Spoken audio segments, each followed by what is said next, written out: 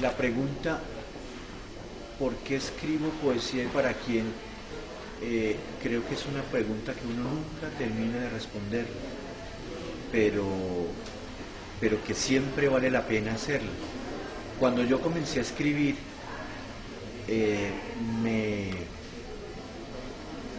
me pesaba mucho esa idea de para qué escribir poesía, porque yo pensaba, con tantos poetas buenos que existen, tan maravillosos, es como una osadía uno escribir poesía.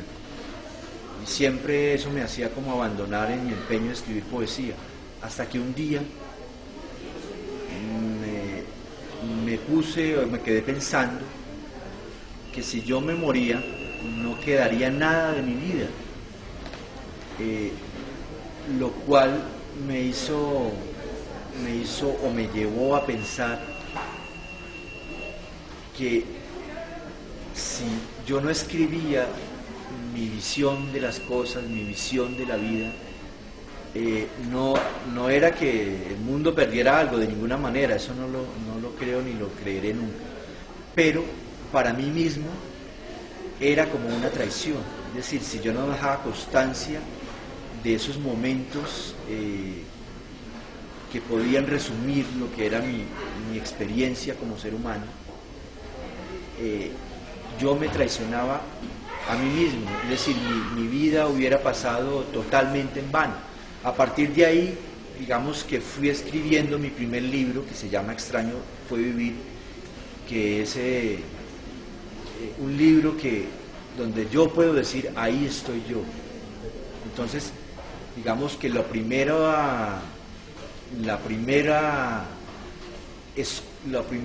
punto que me llevó a superar ese escollo de para qué escribir fue dejar esa constancia de mi vida. Una vez que lo hice, para mí fue maravilloso que algo que había sido escrito solamente para aclarar mis asuntos, para de alguna manera entenderme, para dejar un balance de mi vida, a otras personas le pudiera decir cosas. Una vez alguien que leyó un poema de ese libro me dijo, a mí me hubiera gustado escribir ese poema. Para mí es la mejor respuesta que me han dado, el mejor motivo de para qué escribo, ¿no? Alguien decía, un poeta, que la poesía es que hacer que al menos por un instante mi voz sea tu voz. Yo ahí encontré esa respuesta. Lo que yo había escrito le decía algo a alguien.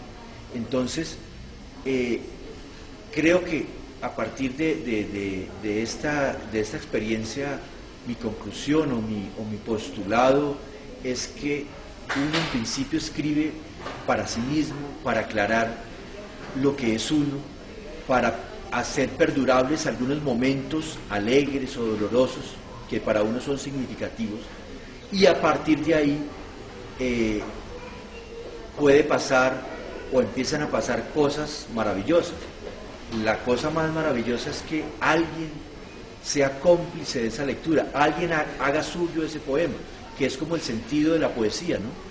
Los poemas que perviven son los poemas que uno recuerda porque uno los hizo suyos, los hizo parte de su vida, de su experiencia, y eso es, digamos, lo que uno aspiraría modestamente a escribir. Hace poco, con mi segundo libro de poesía, que se lo entregué a una persona que no era muy conocedora de poesía ni muy culta, se le murió el padre, y de pronto esta persona me contó que el día del entierro de su padre se encontró con mi libro, donde leyó un poema en el cual yo le había escrito, es una elegía a mi padre, y él encontró en ese poema las palabras que él tenía por decir en el entierro de su padre. Eso para mí es otro ejemplo de eso que estoy tratando de decir, de por qué y para quién escribí.